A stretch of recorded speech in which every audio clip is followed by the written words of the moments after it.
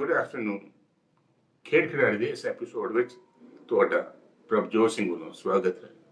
ਅੱਜ ਅਸੀਂ ਇੱਕ ਬੜੀ ਦੁਖਦਾਈ ਖਬਰ ਨਾਲ ਇਹ ਐਪੀਸੋਡ ਸ਼ੁਰੂ ਕਰ ਰਹੇ ਹਾਂ। ਸਾਰੇ ਹਾਕੀ ਜਗਤ ਵਿੱਚ ਮਾਤਮ ਛਾਇਆ ਹੋਇਆ ਹੈ। ਅੱਜ ਸਵੇਰੇ ਸਵੇਰੇ ਮੰਦਭਾਗੀ ਖਬਰ ਆਈ ਕਿ ਸੀਨੀਅਰ ਬਲਬੀਰ ਸਿੰਘ ਨਹੀਂ ਰਹੇ।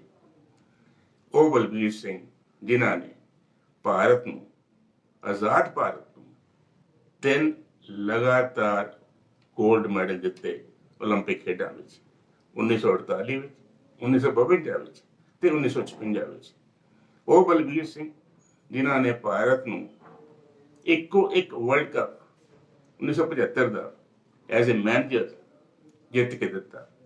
ਉਹ ਬਲਬੀਰ ਸਿੰਘ ਜਿਹੜੇ ਪੰਜਾਬ ਦੇ ਪਹਿਲੇ ਸਪੋਰਟਸ ਡਾਇਰੈਕਟਰ ਸਨ। ਉਹ ਬਲਬੀਰ ਸਿੰਘ ਜਿਨ੍ਹਾਂ ਨੇ ਆਪਣਾ ਸਾਰਾ ਜੀਵਨ ਹਾਕੀ ਨੂੰ ਸਮਰਪਿਤ ਕਰ ਦਿੱਤਾ। ਅੱਜ ਉਹ ਨਹੀਂ ਰਹੇ। ਕੁਝ ਦਿਨਾਂ ਤੋਂ ਬਿਮਾਰ ਚਲੇ ਆ ਰਹੇ ਸਨ, ਹਾਰਟ ਅਟੈਕ ਹੋ ਰਹੇ ਸਨ ਅਤੇ ਉਹਨਾਂ ਨੂੰ ਅਕਿਊਟ ਰੈਸਪੀਰੇਟਰੀ ਸਿੰਡਰੋਮ ਦੀ ਵੀ ਬਿਮਾਰੀ ਸੀ। ਲੇਕਿਨ ਉਹ ਇੱਕ ਫਾਈਟਰ ਸਨ, ਇੱਕ ਚੰਗਾ ਯੋਗਾ ਦੇ ਐਕਸਪੋਨੈਂਟ ਸਨ। ਉਹ ਲਗਾਤਾਰ ਯੋਗਾ ਕਰਦੇ, ਫਿਟ ਰਹਿੰਦੇ ਔਰ ਹਰ ਵੇਲੇ ਜਦੋਂ ਵੀ ਤੁਸੀਂ ਮਿਲਦੇ, ਖਿੜੇ ਮੱਥੇ ਮਿਲਦੇ ਅਤੇ ਬਿਲਕੁਲ ਅਪ ਟੂ ਡੇਟ ਤਿਆਰ ਹੋ ਕੇ ਰਹਿੰਦੇ। ਚੰਗੀ ਤਰ੍ਹਾਂ ਦਾੜੀ ਬੰਨ ਕੇ ਰੱਖਦੇ, ਚੰਗੀ ਪਗੜੀ ਬੰਨਦੇ ਤੇ ਖੁਸ਼ ਮਿਜ਼ਾਜ ਰਹਿੰਦੇ ਔਰ ਹਾਕੀ ਦੀ ਗੱਲ ਕਰਦੇ। ਮੈਂ ਸਰਦਾਰ ਬਲਬੀਰ ਸਿੰਘ ਹੋਰਾਂ ਨੂੰ ਕੋਈ ਲਗਭਗ 50 ਵਰ੍ਹਿਆਂ ਤੋਂ ਜਾਣਦਾ ਰਿਹਾ। ਉਹਨਾਂ ਦੇ ਮੈਂ ਨੇੜੇ ਆਇਆ 1975 ਵਿੱਚ, ਜਦੋਂ ਉਹ ਪੰਜਾਬ ਯੂਨੀਵਰਸਿਟੀ ਵਿੱਚ ਭਾਰਤੀ ਹਾਕੀ ਟੀਮ ਦਾ ਕੈਂਪ ਲੈ ਰਹੇ ਸਨ ਐਜ਼ ਮੈਨੇਜਰ। ਉਹਨਾਂ ਦੇ ਨਾਲ ਸਰਦਾਰ ਗੁਰਚਰਨ ਸਿੰਘ ਬੋਧੀ ਕੋਚ ਸਨ ਤੇ ਭਾਰਤੀ ਟੀਮ, ਇਹ ਉਹ ਭਾਰਤੀ ਟੀਮ ਸੀ ਜਿਹਨੇ ਕੁਆਲਾਲੰਪਰ ਵਿੱਚ ਇਤਿਹਾਸ ਰਚਿਆ ਤੇ ਸਰਦਾਰ ਬਲਬੀਰ ਸਿੰਘ ਦੀ ਅਗਵਾਈ ਹੇਠ ਉਹ ਟੀਮ ਨੇ ਕਮਾਲ ਕਰ ਦਿੱਤੀ। ਉਸ ਤੋਂ ਬਾਅਦ ਭਾਰਤ ਮੁੜ ਵਰਲਡ ਕੱਪ ਨੇ ਜਿੱਤਿਆ।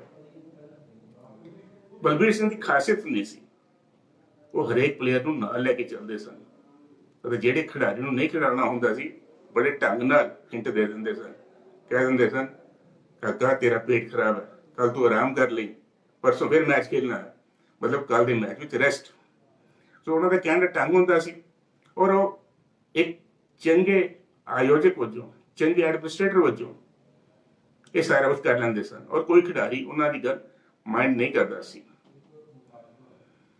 1948 ਵਿੱਚ ਜਦੋਂ ਪਹਿਲੀ ਵਾਰੀ ਲੰਡਨ ਓਲੰਪਿਕ ਖੇਲਣ ਗਏ ਤਾਂ ਉਦੋਂ ਟੀਮਾਂ ਹਵਾਈ ਜਹਾਜ਼ ਤਾਂ ਹੁੰਦੇ ਨਹੀਂ ਸਨ, ਸਮੁੰਦਰੀ ਜਹਾਜ਼ ਨਾਲ ਟੀਮ ਗਈ ਸੀ ਲੰਡਨ।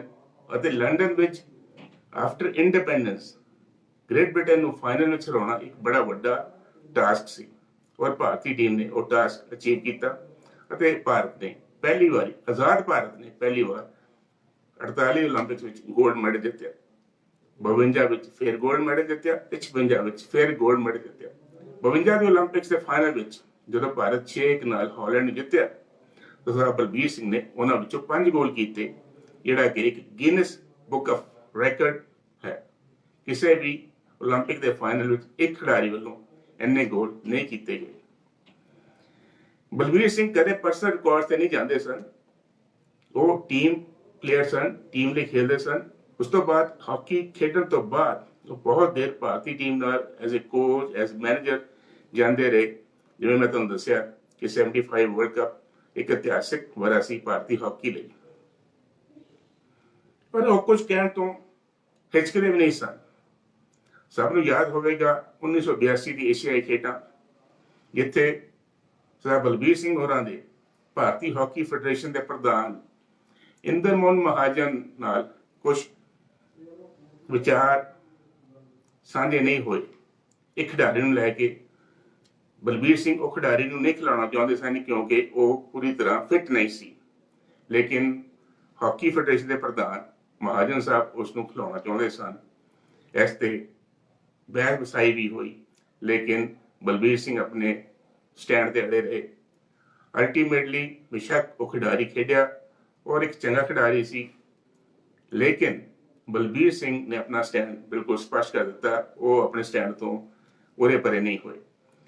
ਸੋ ਇਸ ਤਰ੍ਹਾਂ ਦੇ ਸਨ ਬਲਬੀਰ ਸਿੰਘ। ਤੇ ਅਖੀਰਲੇ ਦਿਨਾਂ ਵਿੱਚ ਦੇਖੋ, ਜ਼ਿੰਦਗੀ ਵਿੱਚ ਉਹਨਾਂ ਨੇ ਹਾਕੀ ਦੀ ਬਹੁਤ ਸੇਵਾ ਕੀਤੀ। ਉਹਨਾਂ ਦਾ ਜਦੋਂ ਵਿਆਹ ਹੋਇਆ, ਉਹਨਾਂ ਦੀ ਵਾਈਫ ਦਾ ਨਾਮ ਸੁਸ਼ੀਲ ਸੀ। ਉਸ ਤੋਂ ਬਾਅਦ ਰਿਟਾਇਰਮੈਂਟ ਤੋਂ ਬਾਅਦ ਕੁਝ ਦੇਰ ਬਾਅਦ ਸ਼ਾਇਦ ਉਹਨਾਂ ਦੀ ਵਾਈਫ ਦੀ ਵੀ ਵਿਛੋੜਾ ਦੇ ਗਏ। ਔਰ ਦੇਖੋ ਇੰਟਰਸਟਿੰਗਲੀ ਉਹਨਾਂ ਦੀ ਬੇਟੀ ਜਿਨ੍ਹਾਂ ਨੇ ਉਹਨਾਂ ਨੂੰ ਅਖੀਰਲੇ ਦਿਨ ਤੱਕ ਉਹਨਾਂ ਦੀ ਲੁੱਕ ਆਫਟਰ ਕੀਤਾ, ਸੁਸ਼ਬੀਰ, ਉਸਦਾ ਨਾਮ ਸੀ ਸੁਸ਼ਬੀਰ। ਸੁਸ਼ੀਲ ਦੋ SUSH ਮਦਰ ਦੇ ਨਾਂ ਤੋਂ ਲੈ ਕੇ ਬੀਰ ਫਾਦਰ ਦੇ ਨਾਂ ਤੋਂ ਲੈ ਕੇ ਸੁਸ਼ਬੀਰ ਬਣਿਆ। ਸੁਸ਼ੀਲ ਤੋਂ ਔਰ ਬਲਬੀਰ ਤੋਂ ਸੁਸ਼ਬੀਰ। ਔਰ ਉਹਨਾਂ ਦਾ ਬੇਟਾ ਕਬੀਰ ਜਿਹੜਾ ਕਿ ਅਖੀਰਲੇ ਦਮ ਤੱਕ ਸਰ ਬਲਬੀਰ ਸਿੰਘ ਨੂੰ ਲੁੱਕ ਆਫਟਰ ਕਰਦਾ ਰਿਹਾ।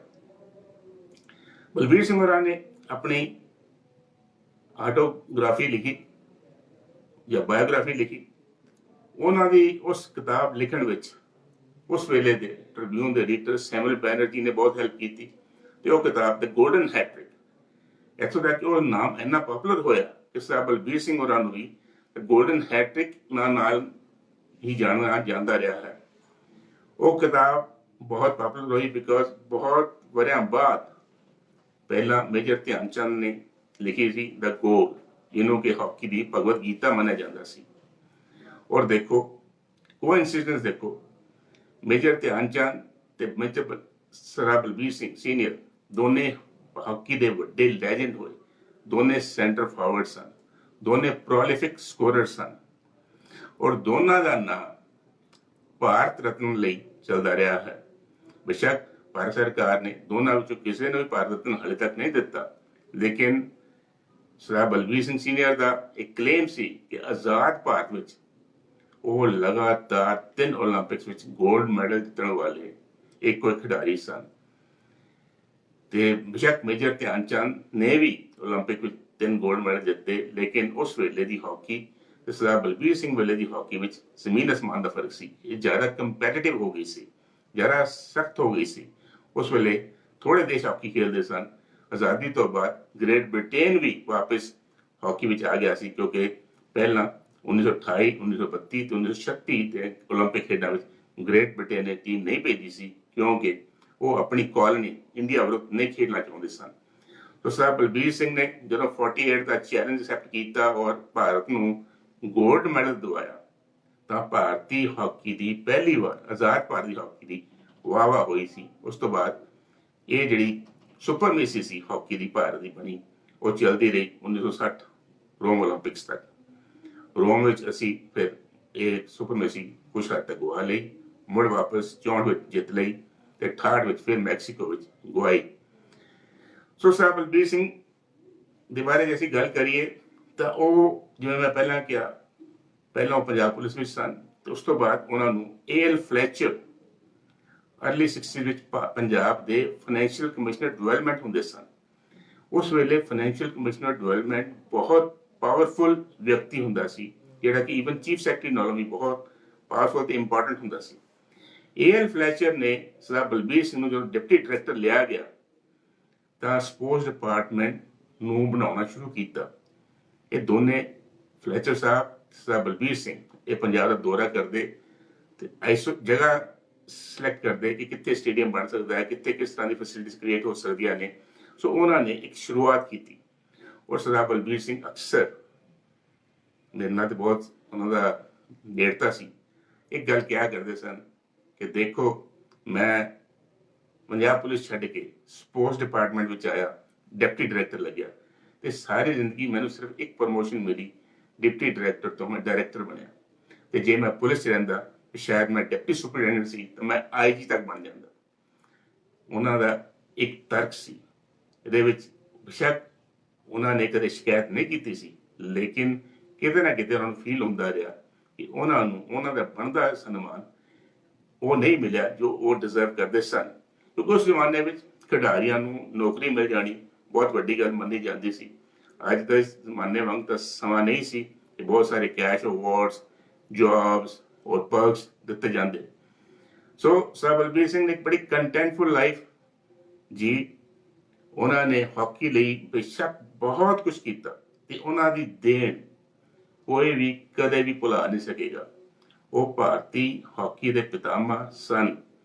ਬੇਸ਼ੱਕ ਉਹਨਾਂ ਦਾ ਕਈ ਵਾਰ ਹਾਕੀ ਇੰਡੀਆ ਨਾਲ ਜਾਂ ਹਾਕੀ ਫੈਡਰੇਸ਼ਨ ਨਾਲ ਕਈ ਗੱਲਾਂ ਤੇ ਵਿਚਾਰ ਸਹਿਮਤੀ ਨਹੀਂ ਹੁੰਦੀ ਸੀ, ਉਹਨਾਂ ਦੇ ਵਿਚਾਰ ਅੱਡ-ਅੱਡ ਹੁੰਦੇ ਸਨ, ਲੇਕਿਨ ਫਿਰ ਵੀ ਉਹਨਾਂ ਨੇ ਹਾਕੀ ਕਰਕੇ ਕਦੇ ਵੀ ਕੰਟਰੋਵਰਸੀ ਵਿੱਚ ਨਹੀਂ ਸਨ ਆਉਂਦੇ।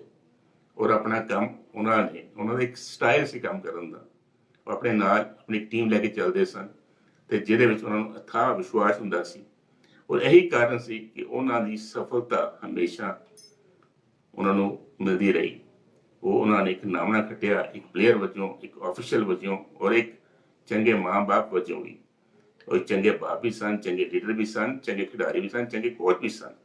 ਸੋ ਸਰਦਾਰ ਬਲਬੀਰ ਸਿੰਘ ਇੱਕ ਅਜਿਹੇ ਇਨਸਾਨ ਨੇ ਜਿਹੜੇ ਬੜੇ ਲੱਕੀ ਸਮੇਂ ਹੁੰਦੇ ਨੇ, ਲੱਕੀ ਮਾਂ-ਬਾਪ ਹੁੰਦੇ ਨੇ ਜਿਹੜੇ ਇਸ ਤਰ੍ਹਾਂ ਦੇ ਆਪਣੇ ਪੁੱਤਰ ਪੈਦਾ ਕਰਦੇ ਨੇ, ਜਿਹੜੇ ਕਿ ਕਈ ਦਹਾਕਿਆਂ ਤੱਕ, ਕਈ ਸੈਂਚਰੀਆਂ ਤੱਕ ਜਿਨ੍ਹਾਂ ਦਾ ਨਾਮ ਰਹੇਗਾ। ਤੇ ਉਹ ਸਨ ਇੱਕ ਬਲਬੀਰ ਸਿੰਘ ਦੋਸਾਂਝ, ਜਿਨ੍ਹਾਂ ਨੇ ਵਾਕਈ ਹੀ ਭਾਰਤੀ ਹਾਕੀ ਨੂੰ ਇੱਕ ਨਵੀਂ ਸੇਧ ਦਿੱਤੀ, ਨਵੀਂ ਦਿਸ਼ਾ ਦਿੱਤੀ ਤੇ ਇੱਕ ਨਵੇਕਲਾ ਸਥਾਨ ਦਿੱਤਾ, ਜਿਹਦੇ ਕਰਕੇ ਅੱਜ ਵੀ ਦੁਨੀਆ ਵਿੱਚ ਭਾਰਤੀ ਹਾਕੀ ਜਾਣੀ ਜਾਂਦੀ ਹੈ। ਸੋ ਸਰਦਾਰ ਬਲਬੀਰ ਸਿੰਘ ਜਿੰਦਾਬਾਦ। ਹਮੇਸ਼ਾ ਤੁਸੀਂ ਅਮਰ ਰਹੋਗੇ, ਸਾਡੇ ਦਿਲਾਂ ਵਿੱਚ ਰਹੋਗੇ ਔਰ ਹਾਕੀ ਦੀ ਦੁਨੀਆ ਤੁਹਾਨੂੰ ਕਦੇ ਵੀ ਭੁੱਲ ਨਹੀਂ ਪਾਏਗੀ। ਸੋ ਅੱਜ ਦੇ ਅੰਕ ਵਿੱਚ ਇੰਨਾ ਹੀ। ਇਜਾਜ਼ਤ ਦਿਓ। ਰੱਬ ਰਾਖਾ।